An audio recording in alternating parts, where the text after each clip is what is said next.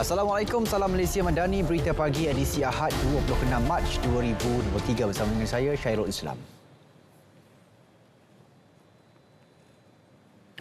Saudara, lawatan rasmi 3 hari Perdana Menteri ke Arab Saudi berjaya meningkatkan keyakinan dan menarik minat lebih banyak komuniti perniagaan negara itu untuk melabur di Malaysia. Ini didorong kestabilan politik kerajaan sedia ada selain dasarnya menekankan aspek tabik urus yang baik bagi membanteras rasuah. Datuk Seri Anwar berkata perkara itu dimaklumkan sendiri pemimpin utama Dewan Perniagaan Jeddah dan Dewan Perniagaan Nasional Arab Saudi yang ditemui semasa kunjungannya ke negara Asia Barat itu. Both of them not only said how pleased they were, but gave an assurance they would immediately reciprocate. They were waiting for this. They know the country well. They've been there from the 80s, 90s, but now they're waiting for this moment where there is clear stability, clear direction, and commitment to ensure the ease of doing business and rid the country of corruption. Datuk Seri Anwar memaklumkannya pada sidang media khas di akhir lawatannya semasa pertemuan dengan komuniti perniagaan Arab Saudi pada hari kedua kunjungan. Perdana Menteri mempelawa pemain industri berkenaan untuk meningkatkan pelaburan di Malaysia. Baik, selain memangkin perdagangan, kehadiran Perdana Menteri ke Arab Saudi turut membawa misi penting untuk memperkukuh penyatuan negara-negara Islam. Matlamat itu berjaya direalisasi menerusi perbincangan strategik bersama badan-badan penggerak Islam utama. Ini sekaligus menyerlahkan komitmen Malaysia untuk memainkan peranan aktif dalam memperjuang perkara berkepentingan umat Islam sejagat. Komitmen Datuk Seri Anwar untuk merapatkan ukhuwah negara-negara Islam sudah dapat dilihat sejak beliau menjadi ketua kerajaan. Perdana Menteri mahu perhatian serius diberi terhadap isu Islamofobia. Beliau turut menyuarakan keterbukaan Malaysia untuk mengadakan perbincangan semula berhubung pembinaan Pusat Keamanan Antarabangsa Raja Salman KSCIP yang dihentikan sebelum ini. Jadi saya tidak boleh pertahankan cara gopoh penutupan apa-apa inisiatif tanpa berunding dengan pihak yang terlibat. Nah, ini yang pernah berlaku dan saya telah zahirkan kepada pemimpin Arab Saudi dan wakil mereka sebelum ini pun bahawa saya tidak mendukung kaedah itu.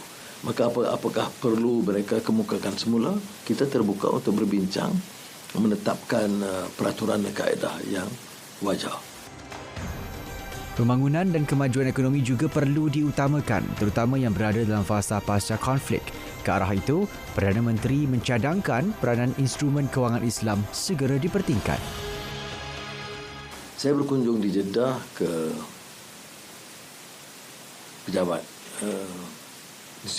Islamic Development Bank, Bank Pembangunan Islam, dan dengan pengurusinya ternyata membincang soal ekonomi dua hala, soal bagaimana boleh memantapkan keberkesanan bank Islam ini yang merupakan suatu badan yang mampu membantu kemajuan ekonomi di negara Islam. Sehubungan itu, Pusat Kecemerlangan Bank Pembangunan Islam ISDB di Kuala Lumpur akan diperkasa menjadi platform yang mampu meneroka kaedah baharu memperkukuh instrumen kewangan Islam.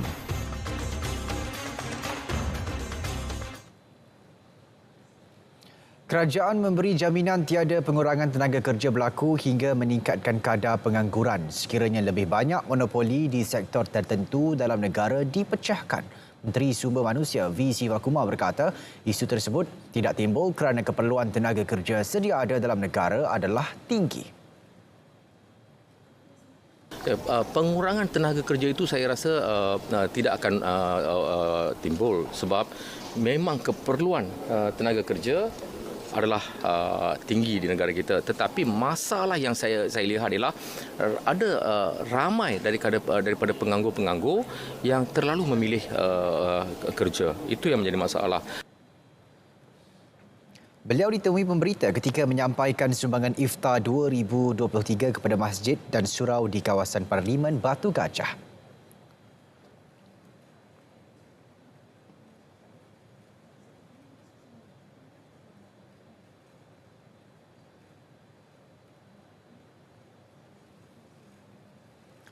Pentadbir sekolah disaran memantau keadaan dan kemampuan murid beragama Islam yang berpuasa sepanjang sesi persekolahan.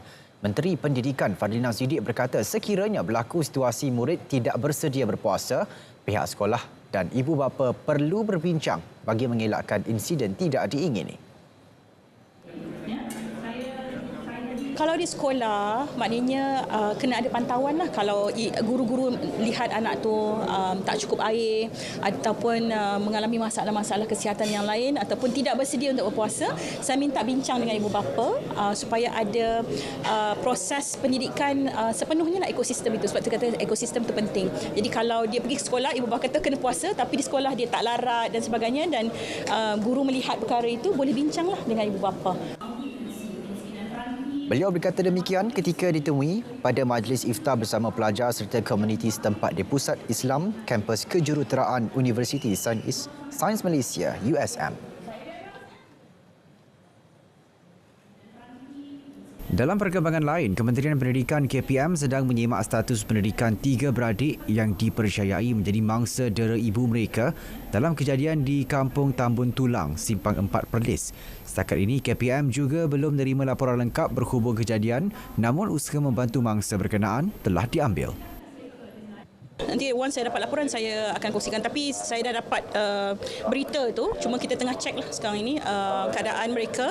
Sebab saya rasa ini betul-betul di bawah kementerian yang lain dulu untuk selamatkan mereka terlebih dahulu. Dan kita akan cek lah sama ada mereka sekolah ataupun tidak. Sebab keadaan tu nampak tidak begitu baik lah keadaan kanak-kanak ini. 3 beradik berusia 13 hingga 16 tahun berkenaan ditemui orang awam dalam keadaan kaki masih berantai di tepi jalan Kampung Tambun Tulang, Simpang 4 Perlis.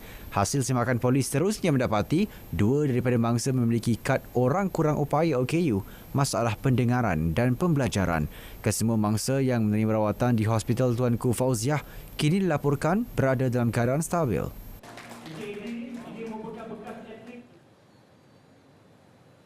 Sebanyak 23 syarikat pelancongan yang telah menerima lesen sebagai pengelola jemaah haji PJH daripada Lembaga Tabung Haji TH disarankan untuk mewujudkan pakej Haji Rahmah.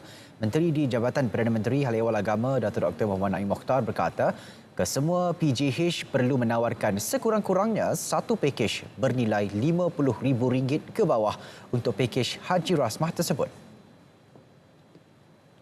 Kita lancarkan juga pakej Rahmah.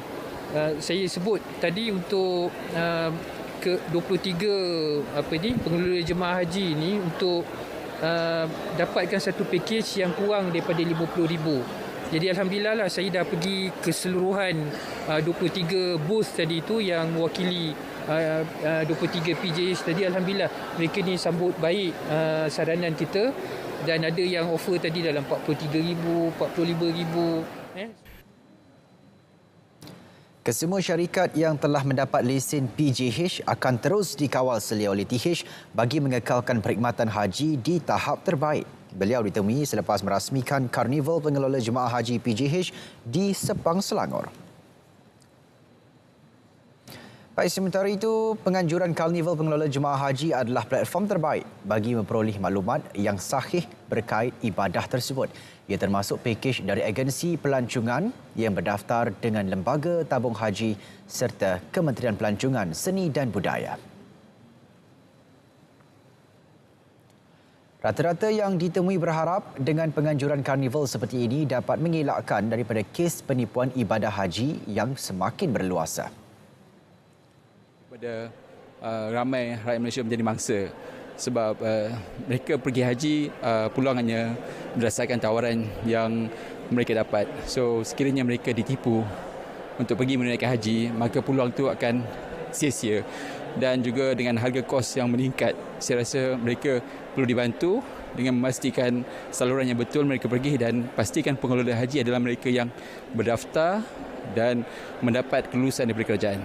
Antara inisiatif yang jemaah di luar sana boleh lakukan adalah seperti itulah, mengkaji travel agency yang berdaftar. Okey, seperti kalau kita boleh tengok yang belakang ni, antara trusted lah travel agency yang ada dapat lesen PJH dan itulah kena maksudnya kena banyak research. Sebab kita nak pergi haji, kita kumpul duit banyak.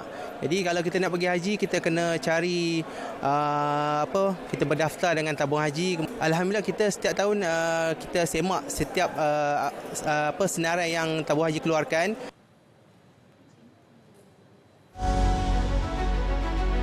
Mengukuhkan peranan NSRC sejumlah 10 juta ringgit disediakan bagi geran pengoperasian.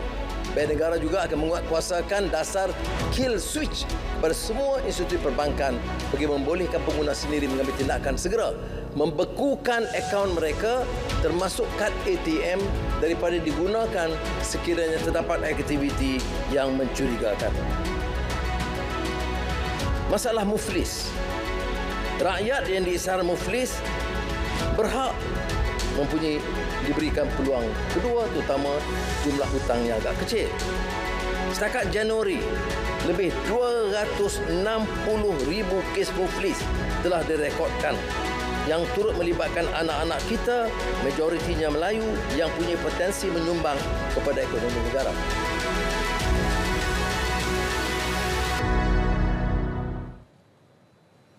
Bersua kembali. Perdana Menteri Datuk Seri Anwar Ibrahim memuji usaha gabungan pemimpin belia Asia yang dapat bertukar pandangan demi kemajuan sejagat. Beliau berkata penyatuan belia Asia dapat memberikan kesan dari sudut kemajuan melalui interaksi dari pelbagai latar belakang dan budaya. Menerusi kiriman video pada Forum Pemimpin Belia Asia di Guangzhou, Perdana Menteri berkata belia kini berhak menentukan hala tuju negara tanpa melupakan identiti masing-masing. We now are independent as we do realize the level of sophistication, new technology, digitalization have of course shifted our mindset either way local but also global in many sense. But we should never leave the forces, the vast legacy, our own legacy and knowledge, because there must be some ingrained wisdom that we need to. Forum Pemimpin Belia Asia yang berlangsung 3 hari di Guangzhou merupakan acara tahunan yang diadakan sejak tahun 2021 mengumpulkan pemimpin belia Asia dari pelbagai sektor dan latar belakang. Baik, selepas 6 bulan selepas pelaksanaan kajian impak inisiatif Payung Rahmah akan dibuat Jun ini, Menteri Perdagangan Dalam Negeri dan Kos Sara Hidup Datuk Seri Salahuddin Ayub berkata laporan kajian itu akan dibentangkan kepada Perdana Menteri Datuk Seri Anwar Ibrahim yang juga Menteri Kewangan. Kajian impak ini kita nak tengok dari segi sustainable.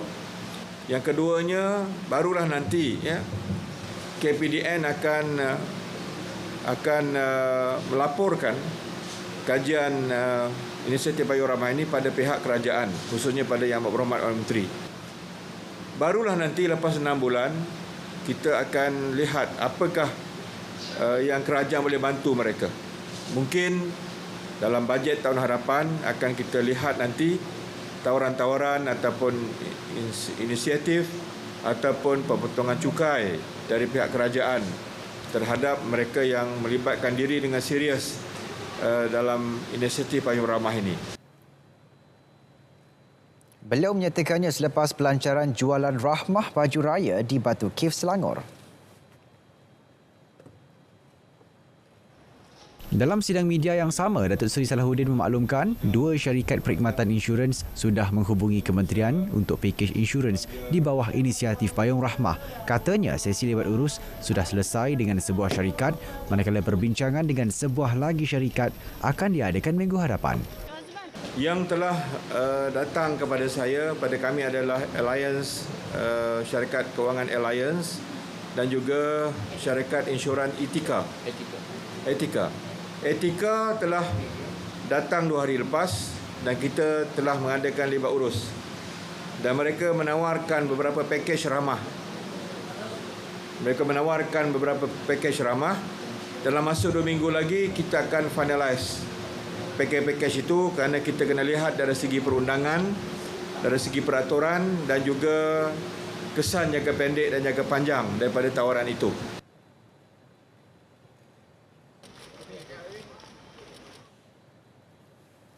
Kementerian Kesihatan mengesahkan tiada virus Marburg dari Afrika dikesan di negara ini. Bagaimanapun, langkah pengawasan dan pemantauan ketat akan dilaksanakan bagi mengelak risiko penularan virus berkenaan. Menteri Kesihatan Dr. Zaliha Mustafa berkata ia akan dilakukan di pintu masuk antarabangsa khususnya terhadap pengembara dari Afrika bagi membendung virus tersebut. Kita pemantauan bila kita dapat ada berita macam ni memang kita melakukan surveillance ya. Pemantauan tu dibuat khususnya untuk mereka yang datang daripada Afrika lah. Tapi setakat ini belum ada lah apa-apa kes yang kita pemantauan itu dilakukan dari masa ke masa dan setakat ini kita belum dapat lagi apa-apa maksudnya kes lah berkenaan dengan virus tersebut. Beliau berkata demikian selepas melakukan tinjauan Bazar Ramadan peringkat negeri Johor di Segamat. Beliau turut menasihati rakyat Malaysia yang baru pulang dari Afrika yang mempunyai gejala agar segera mendapatkan rawatan di klinik dan hospital kesihatan terdekat. Baru-baru ini Kementerian Kesihatan Malawi mengeluarkan amaran mengenai virus Marburg yang telah meragut 5 nyawa di wilayah barat Laut Kagera, Tanzania. Pertubuhan Kesihatan Sedunia WHO sebelum ini melaporkan virus Marburg menyebabkan kematian sehingga 88% dan tiada vaksin atau rawatan antivirus yang diluluskan untuk merawatnya setakat ini. 60 penduduk dari Kampung Sungai Relong dan Kampung Baru Batu 5 Kamunting dipindahkan ke pusat pemindahan sementara BPS selepas kediaman mereka terjejas banjir kilat. Menurut Sekretariat Jawatankuasa Pengurusan Bencana Daerah Larut Matang Selama, kesemua penduduk terjejas ditempatkan di Dewan Orang Ramai Sungai Relong. Kesemua penduduk terjejas membabitkan 14 keluarga terdiri daripada 12 lelaki, 27 perempuan serta 21 kanak-kanak. Sementara itu, Ketua Operasi Jabatan Bomba dan Penyelamat Negeri Jamil Mat Isa memaklumkan pihaknya menerima panggilan mengenai kejadian pada 8.35 malam dan sebelum anggota dari Balai Bomba dan Penyelamat BBP Kamunting diarah ke lokasi kejadian.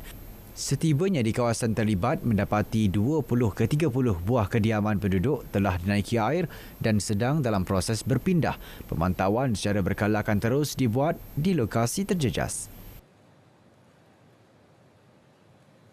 Baik, ini sedikit perkembangan luar negara. Perdana Menteri Thailand Prayut Chan-o-cha dicalonkan semula secara rasmi untuk bertanding sebagai calon utama partinya semalam.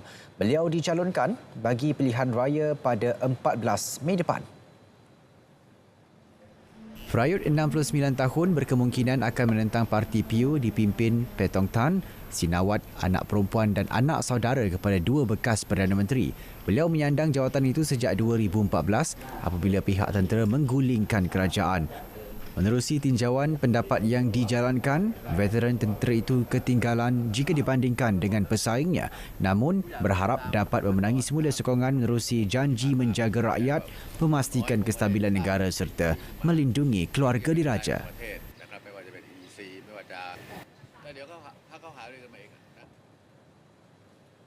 Di Amerika Syarikat, sekurang-kurangnya 23 orang maut manakala puluhan lagi cedera akibat puting beliung dan ribut petir kuat melanda Mississippi.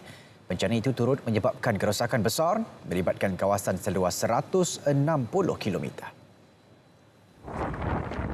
Agensi Pengurusan Kecemasan Mississippi melaporkan pasukan mencari dan menyelamat kini giat mengalihkan runtuhan dan berusaha mencari mangsa yang terselamat. 4 individu turut dilaporkan hilang manakala angka kematian juga dijangka terus meningkat. Pasukan menyelamat kini menumpukan misi di Rolling Fork yang paling teruk terjejas. Sekurang-kurangnya 24 laporan mengenai puting beliung direkodkan. Perkhidmatan Cuaca Kebangsaan dan gambar kemusnahan mula disiarkan rangkaian berita tempatan. Jaminan pada semua rakyat, golongan minoriti, golongan yang terpinggir, golongan di pedalaman, bahawa setiap rakyat dan warga negeri akan dipertahankan hak mereka.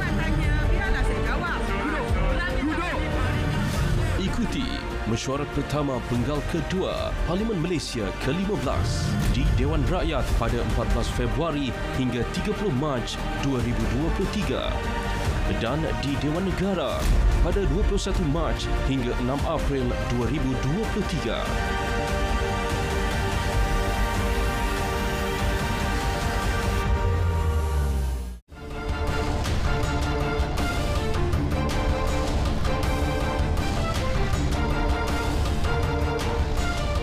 Beralih ke sukan. Malaysia berdepan laluan sukar pada kejohanan badminton Piala Sudirman yang dijadualkan berlangsung dari 14 hingga 21 Mei ini di Suzhou, China. Menerusi undian secara maya dijalankan di sana siang tadi, Malaysia yang menduduki ranking keempat kejohanan itu diletakkan di dalam kumpulan C bersama Taiwan, India dan Australia. Di atas kertas, pasukan India dan Taiwan merupakan lawan sukar yang mampu menyekat peluang kam negara mara kepusingan seterusnya. Menurut format, hanya 2 pasukan terbaik daripada setiap kumpulan akan layak ke peringkat suku akhir. Malaysia belum pernah memenangi kejohanan itu sejak kali pertama diadakan di Jakarta, Indonesia pada tahun 1989. Sementara itu, bagi kumpulan A, juara bertahan, China diletakkan bersama-sama Denmark, Singapura dan Mesir. Bagi kumpulan B pula, bakal menyaksikan pertembungan Indonesia dan Thailand untuk 2 pasukan teratas selain Jerman dan Kanada yang diundi dalam kumpulan sama. Manakala kumpulan D membariskan pasukan Jepun, Korea Selatan, Perancis dan England.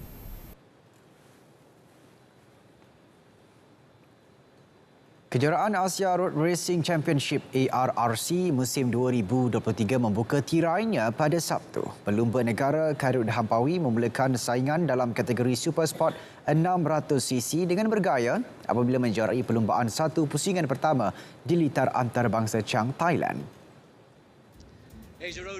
Khairul Ilham yang lebih dikenali dengan gelaran Super Kip menamatkan 12 pusingan dengan catatan masa 20 minit 03.796 saat untuk merangkul kemenangan sulung musim ini.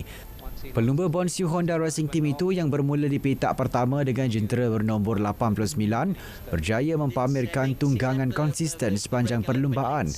Tempat kedua milik pelumba Thailand, Nakarin Atira Puvapat ketinggalan 0.286 saat. Seorang lagi pelumba tanah air, Muhammad Helmi Azman, menduduki tempat ketiga. Sementara itu dalam kategori elit ASB 1000cc, 2 pelumba negara Azlan Shah Kamaruzzaman dan Zakwan Zaidi berjaya menaiki podium pada perlumbaan satu pusingan pertama. Mewakili pasukan 1XOX BMW TKKR, Azlan Shah yang memulakan perlumbaan di petak terakhir namun berjaya bangkit untuk meneruskan diri ke kelompok hadapan dan menamatkan perlumbaan di tempat kedua di belakang Haruki Noguchi. Juara bertahan ASB 1000cc Zakwan Zaidi pula terpaksa berpuas hati di kedudukan ketiga selepas gagal mengekalkan penguasaan di pintas Haruki di selekoh ke-12. Bekas Ketua Jurulatih Skuad Kebangsaan bawah 23 tahun Frank Bernhard dilantik sebagai pengarah teknikal Kelantan FC bagi memacu pasukan itu ke arah lebih baik sepanjang saingan Liga Malaysia Liga M musim ini. Pelantikan Bernhard itu bagi menggantikan pengarah teknikal sebelum ini Nasir Yusof. Kelantan FC dalam kenyataannya memaklumkan pemilihan Bernhard berdasarkan pengalamannya sebagai Ketua Jurulatih skuad bawah 23 tahun Malaysia dan UiTM FC sebelum ini. Bernhard yang berasal dari Kiel, Jerman, memiliki sijil kejurulatihan UEFA Pro daripada German Sport University di Cologne selain pernah menjadi pengarah teknikal Estonia FA dan Azerbaijan FA. Menurut Kelantan FC, pelantikan pengarah teknikal adalah antara syarat wajib dalam pelesinan kelab di bawah Liga Bola Sepak Malaysia MFL. Bernhard yang pernah bermain untuk kelab Werder Bremen bertanggungjawab sepenuhnya memantau dan menilai unit kejurulatihan serta hal berkaitan teknikal pasukan. Baik, selepas menampilkan prestasi cemerlang dalam acara 60 meter, jaguh pecut negara Muhammad Azim Muhammad Fahmi terus mencipta sensasi di Amerika Syarikat. Pelari pecut berusia 18 tahun itu melakar kejutan dengan menjuarai acara 100 meter di kejohanan Florida State University FSU Relays 2023. Pada saingan yang berlangsung di Mike Long Track di Tallahassee, Florida itu, Azim yang mewakili University Auburn mencatat masa 10.32 saat untuk meninggalkan 9 pelumba lain. Ia merupakan kemenangan sulung buat pelari muda itu dalam kejohanan luar dewan di Amerika. Sebelum ini, dia telah membuat 3 penampilan dalam acara pecut 60 meter dalam dewan dan telah memecahkan rekod kebangsaan dalam acara tersebut.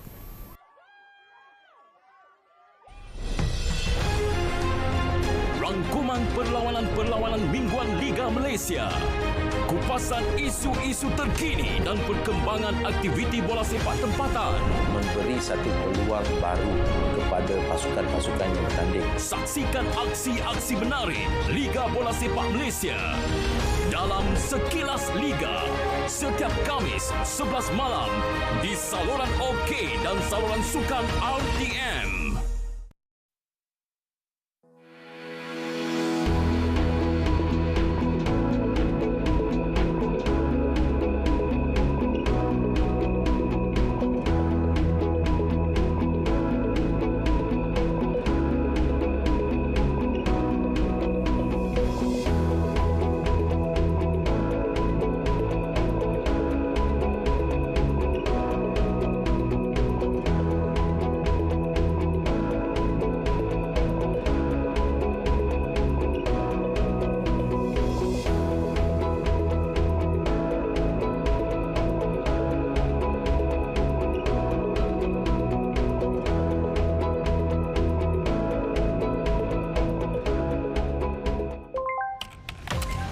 Dalam kita membangunkan aplikasi yang memberi kesejahteraan kepada negara, ada yang menyalahgunakannya.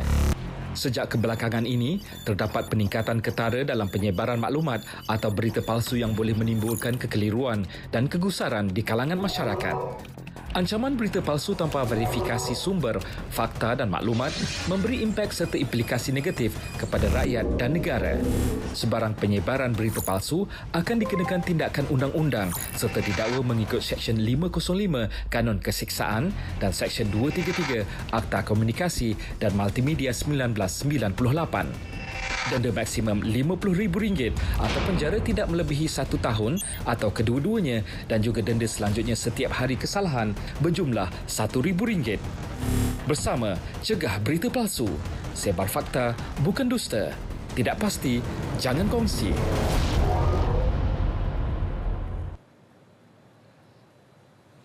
Baik saudara, paparan itu mengakhiri berita pagi edisi Ahad 26 Mac 2023. Selamat menunaikan ibadah puasa sepanjang Ramadan ini dan dapatkan perkembangan sahih sepanjang masa melalui portal berita rtm.gov.my yang sahih di RTM. Saya Syarul Islam. Assalamualaikum. Salam Malaysia Madan.